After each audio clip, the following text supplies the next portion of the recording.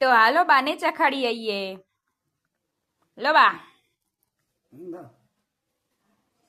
ચાખો બા.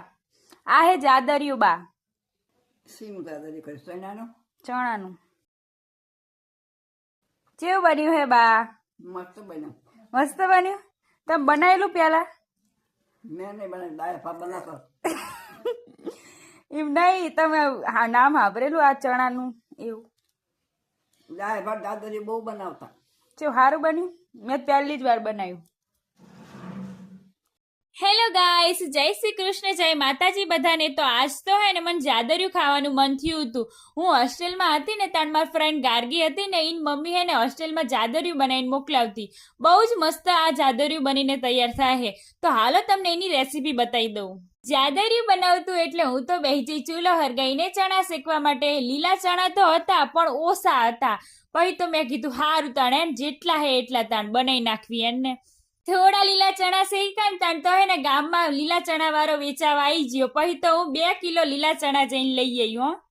પછી તો મેં બધાને કામે લગાવી દીધા. મેં કીધું કે હેડો ચણાના ડારખામાં બધા ચણા કાઢી દો. પછી તો બધાય ચણા કાઢી દીધા મને.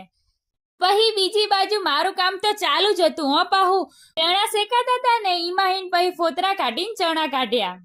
તો અહીંયા તમે જુઓ, એક બાઉલ ભરી લીલા ચણા હે. હવે એને આપણે મિક્સર જારમાં એડ કરી દઈશું અને એને દરદરું પીચી લઈશું. તો હવે ચૂલા ઉપર મૂકી દીધું હે તાહરું. હવે એની અંદર આપણે 3 ચમચી જેટલું ઘી નાખીશું. ઘી આપણું સારી રીતે ઓગળી જાય ને એટલે એની અંદર આપણે પીચેલા ચણા એડ કરી દઈશું. તો હવે ચણાને આપણે ઘીમાં શેકવાના હે. અહીંયા હે ને આપણે ચૂલામાં બળતું ઓછું જ રાખવાનું હે, નતર હે ને બધું બળી જશે. એનો સ્વાદ પછી સારો નહીં આવે એટલે. તો ચણા આપણા સારી રીતે શેકાઈ ગયા હે. હવે એને આપણે થાળીમાં કાઢી લઈશું. હવે આપણે ખાંડની ચાહણી કરવાની છે. 1 કપ આપણે ચણા લીધા હતા ને એની સામે આપણે પૂર્ણ કપ જેટલી ખાંડ લેવાની છે.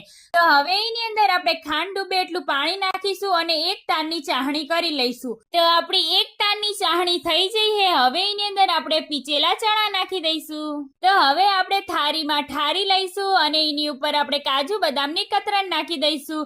તો તૈયાર હે આપણું ચણાનું જાદરિયું. ચણાનું જાદરિયું તો એક નંબર બન્યું તું હો. તમે કોઈ દી ચણાનું જાદરિયું ખાધેલું હે? કમેન્ટ બોક્સમાં કહેજો.